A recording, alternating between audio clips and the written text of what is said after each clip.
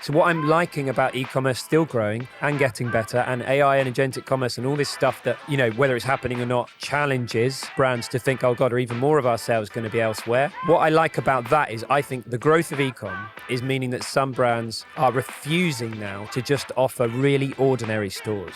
So I think at a base level, a lot of brands are going, our stores have to be, even if it's in simple ways, they can't be crap anymore. They can't be terrible.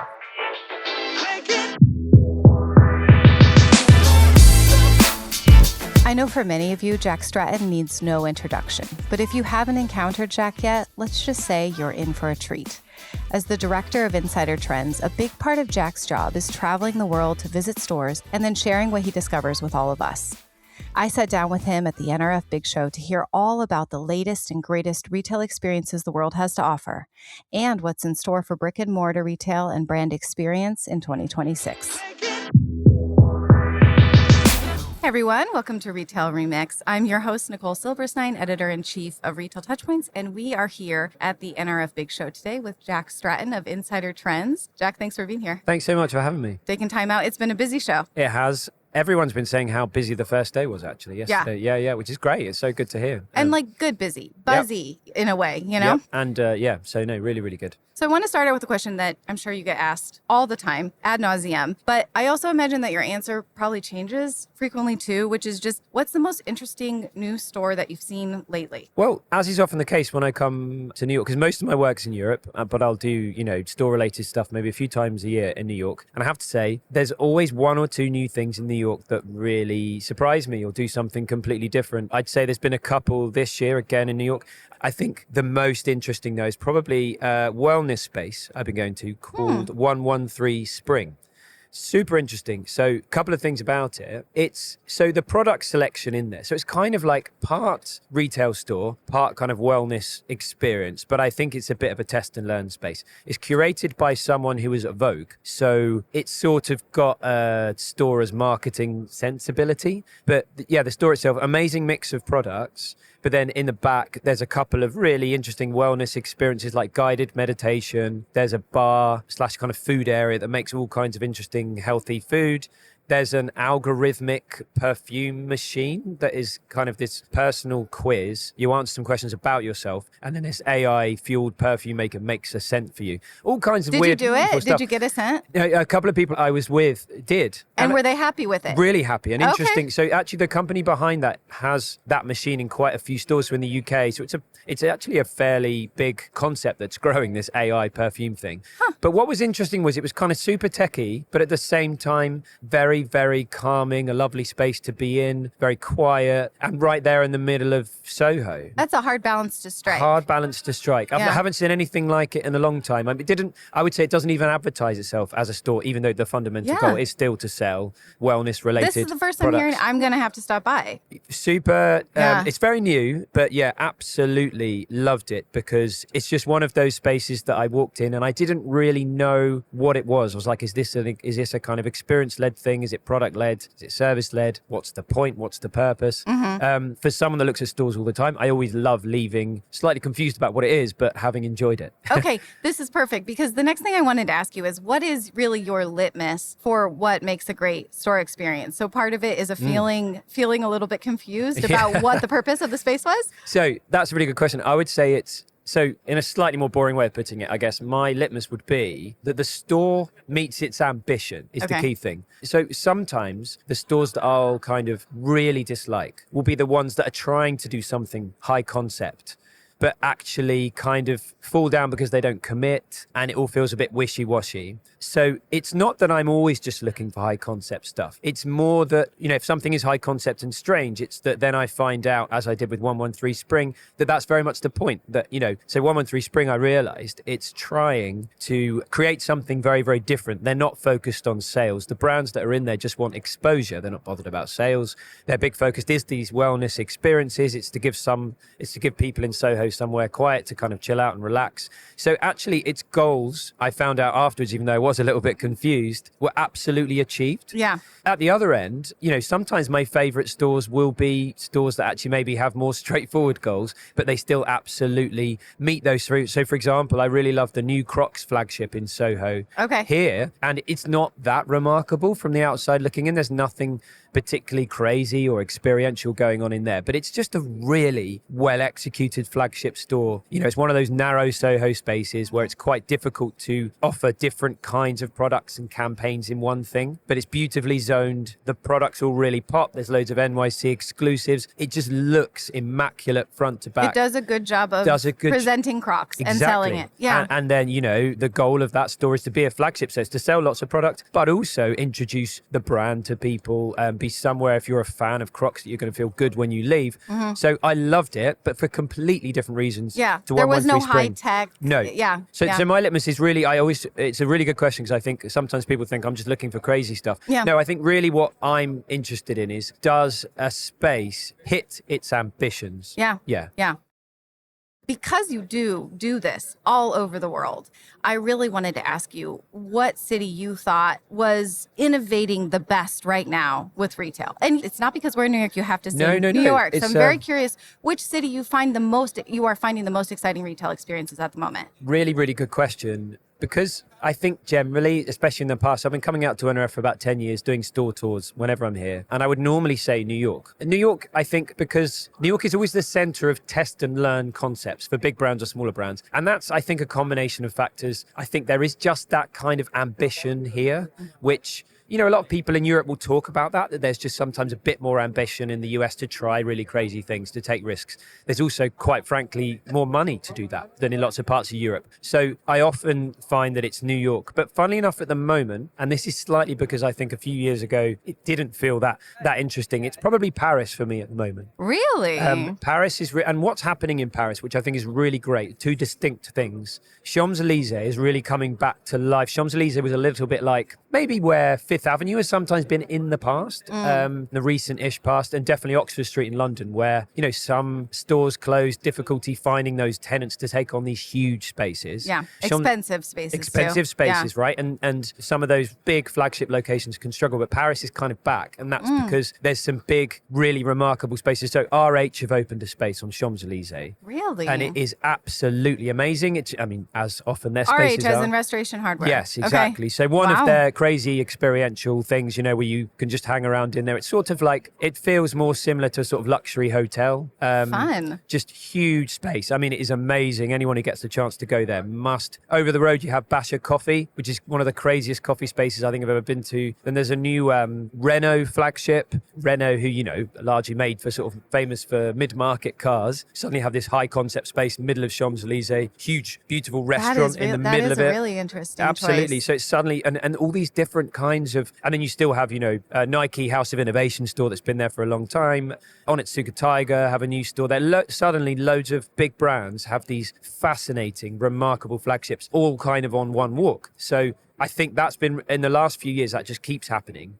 And what's really interesting for me is not only do you have that, then the other side of the city, it's not that far in reality, a couple of miles away, you have an area called Le Marais, which is a sort of quintessentially beautiful French area. It's not skyscrapers at all. All of these, very, very old, beautiful kind of cobbled streets, but actually a lot of kind of newer D2C brands, the kind of stuff you see in Soho in New York or Soho in London. Yeah, I was going to say, it could be almost equivalent to Soho. Absolutely. Suddenly that area is becoming the place where those brands want to try something, that's more of a boutique neighborhood feel. So a lot of kind of community focused brands are suddenly opening stores there. So what's amazing is in those two parts of Paris that are quite near each other, two completely different kinds of retail, but both, happening, lots of new spaces, new brands, established brands. So yeah, for me, Paris at the moment, and say to anyone who gets the chance, well worth having a look at. Well, there you hear, guys. We've got to all book our tickets to Paris. Well, there is NRF Europe in Paris later this year, so I know. Yeah. It's in September? Yes, yeah, exactly. So great excuse. Yes. Great excuse to get Absolutely. out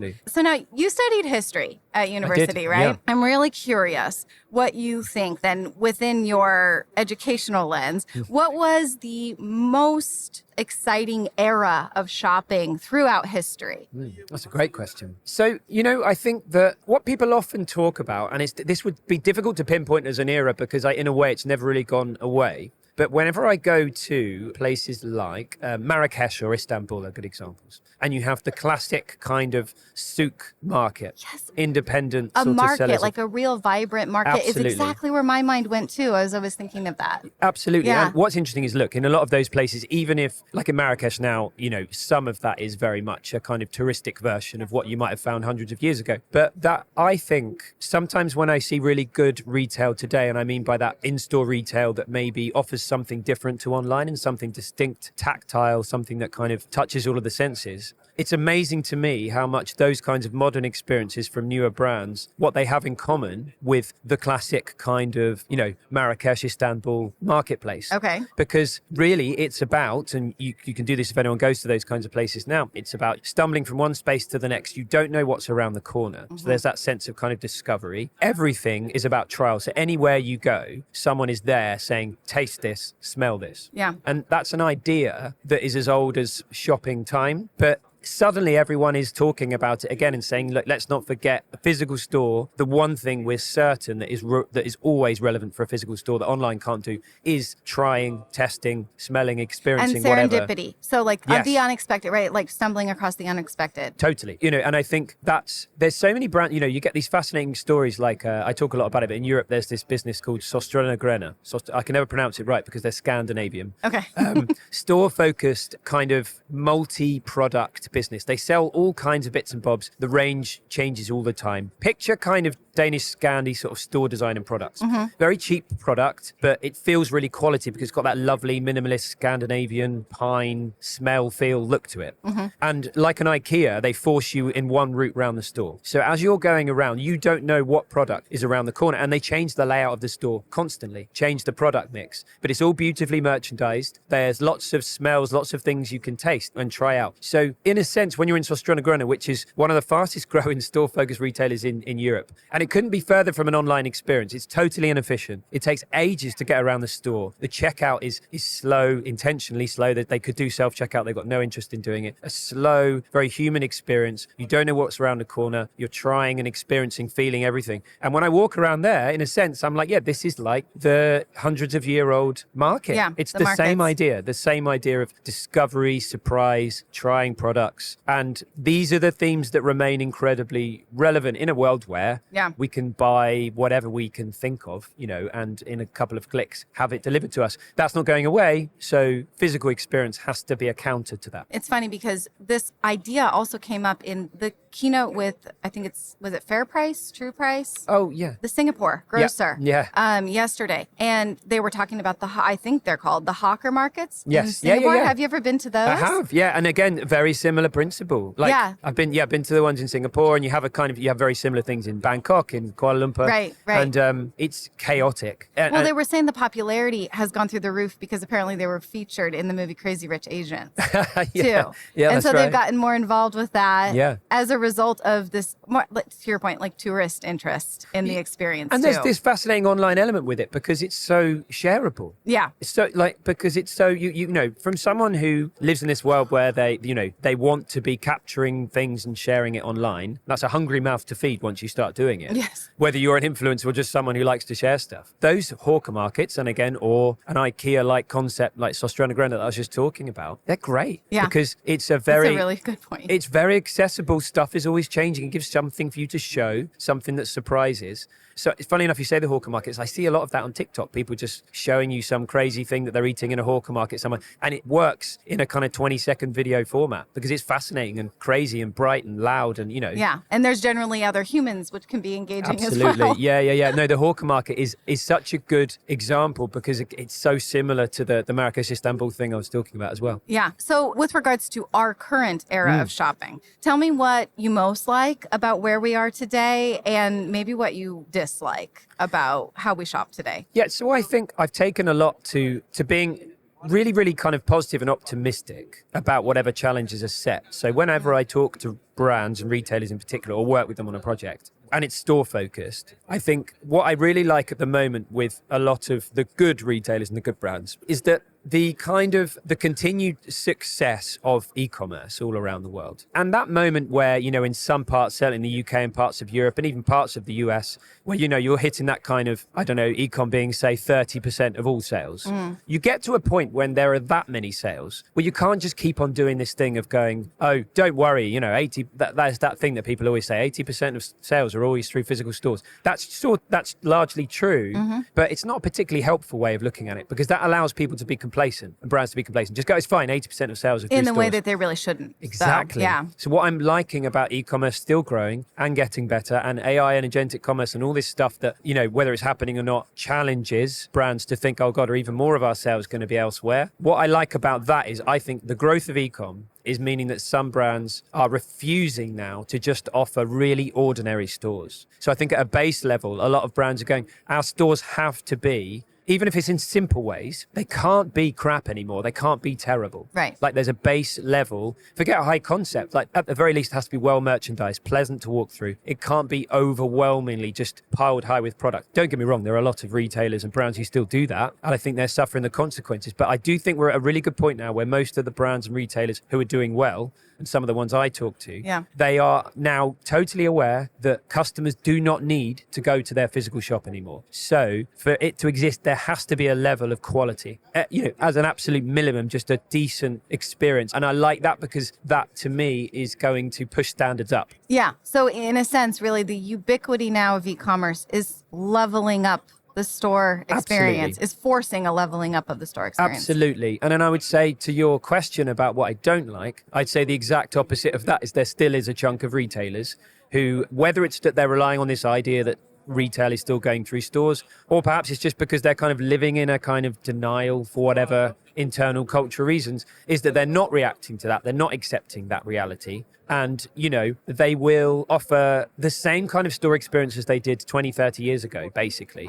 They'll have loads of product in store. It won't be easy to find stuff. The classic examples would be your sort of chain department stores. Those stories in the US are very familiar. Saks, Macy's, whatever. And we have John Lewis in the UK who are struggling, where there's just not enough difference from where we were pre or even during the rise of e-commerce. And that probably, those kinds of examples are the one that frustrate me the most, because they're just living in denial. Yeah. And they're not changing enough, and they haven't changed enough, and they're not kind of acknowledging the reality of what's changing. It's sad too. These brands, these legacy brands, beloved, to watch them not try in a way. It's sad for me because I think the fundamental thing that has always made me most love what I do is that I love places. It's not even just shopping. I love, whether it's in the US or the UK, I love high streets, downtown neighborhoods. I love shopping malls. I love places that bring people together, not just to shop, but to do other things. I've always loved that idea. And I've always felt that stores have an undervalued role in places and in communities and in bringing people together and allowing parents to have somewhere to leave their teenage kids to hang out for a few hours. There's so much good that comes from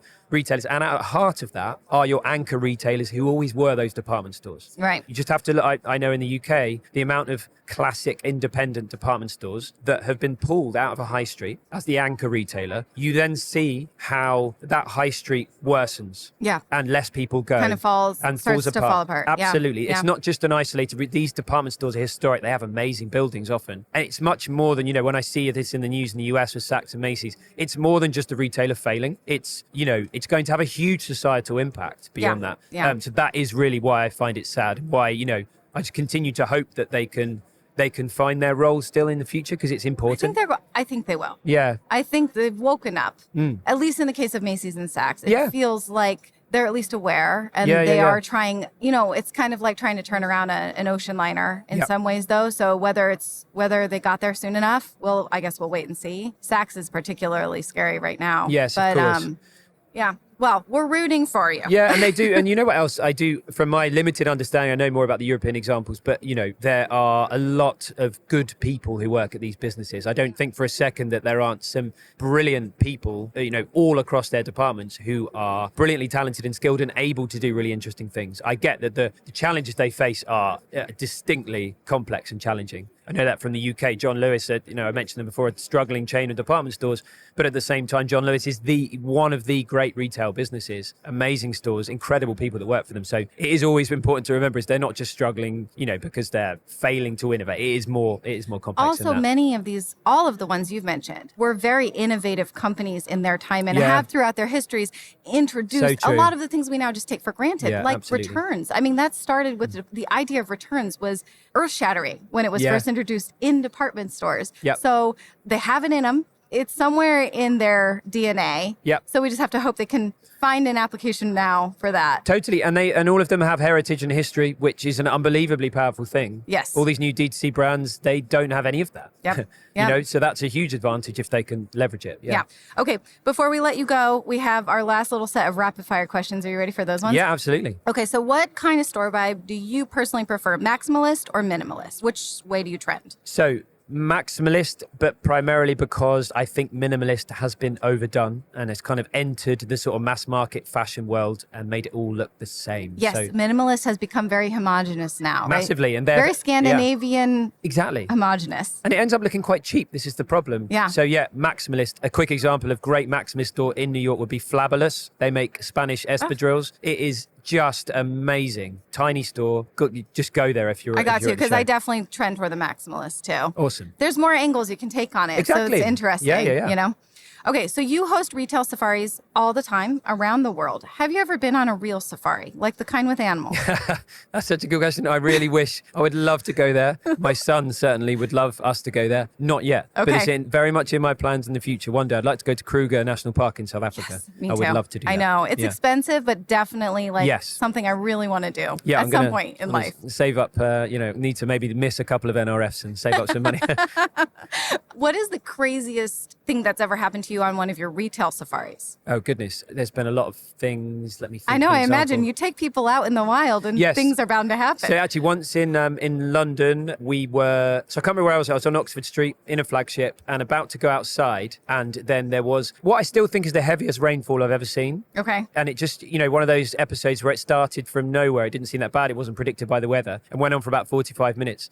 But the store we were in on Oxford Street was closing because it was closing early. And so they wanted us to go outside, but literally taking the group outside, they would have got, more wet than you could ever imagine. Yeah, like soaked through. So I spent sort of 15 minutes trying to get this store to stay open later so that we didn't have to go outside. Even though there was nothing for me to talk to them about, we literally spent 45 minutes standing in this store, me on the one hand convincing them to keep the store open so we could stay in there, and on the other trying to entertain, 15, 20 people from Germany who, I'd already told them everything about the store. So we just ended up talking about football and my children. And battling the elements and boredom. Absolutely. That sounds difficult. Yeah, and it's a good thing for people to hear on the podcast. If they ever think my job sounds really glamorous, it's often not that glamorous. I know, it's clear. You have a hard job. You're a true hero. That's exactly right, Nicole. So as someone who travels a lot, give us your number one travel hack. Oh, good one. How do you make it easier? So buy little, I don't know what you call them, but kind of like mini packing bags. Bagoo is a great brand for them. That is everything, because I don't know what it is. It's that Marie Kondo thing a bit, but if you pack everything tightly into those packing bags, you can almost end up going, as I do, to New York for 4 or 5 days with a backpack. There's something about packing small things into smaller bags that somehow creates more space. I'm not good This is the kind of thing I won't believe it until I actually see it in action. Yeah, I mean, I'm not good with physics, so I can't really explain what it is, but something happens with the mini bag thing. So go to Bagoo, buy yourself a pack of 3 sort of these packing bags. Okay. And then, I've seen these like travel cubes. Yeah, inside a bag. It works really, really well. It's good as well because when some clothes are dirty, you can put them in the empty packing bag, and it's a good system. Okay. Yeah. All right. I'm not sure I'm sold, but I'll give it a shot.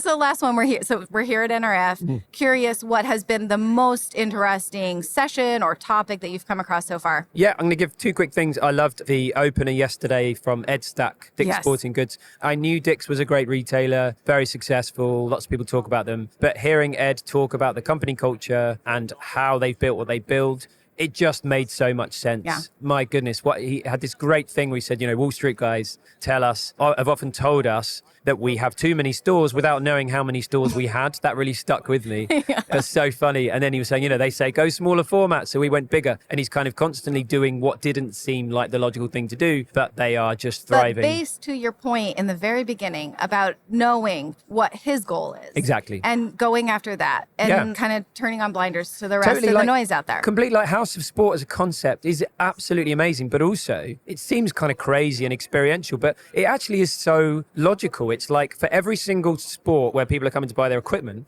let's create somewhere where they can try the thing out. That's basically what it is. Brilliant idea. It takes a lot of commitment for, soccer, for football, for basketball, for golf, but they did it. And a spatial commitment, so that's probably why the finance guys might have been like, oh, really? Yeah, absolutely. 150,000 square feet? Yeah. Are you sure about that? Yeah, just massively inspiring. The only other thing I will say that's more just a point of interest, Shopify at the expo. I've made this point to a few people, but something to learn there, ultimately Shopify are, a technology company, but their booth, their branding just looks like a D2C brand. It looks so good. And what they do is they use best-selling products from some of the brands they work with as so smart, as the whole kind of pitch. Yeah. There's no explanation. There's no writing. It's just, an item from Glossier, a T-shirt from Gymshark. Really smart. And tech companies should try and put the brands they work with front and center, I think, more. It's much more engaging than their own, text about whatever it is they do. Yeah, show us what's happening on the platform instead of just talking about the tech. Yeah. Yeah, totally. Well, thank you so much. Always a pleasure to hear what you're seeing and hearing around the world. So thanks for taking the time to Thanks so much for having me, Nicole. I love Retail Touchpoint, so a pleasure to be here. Awesome. Thanks. Have a good show. Thanks for joining us for another episode of Retail Remix. Be sure to subscribe so you don't miss a future episode. You can find us on Spotify, Apple Podcasts, YouTube, or your favorite podcast app. Until next time, keep mixing it up.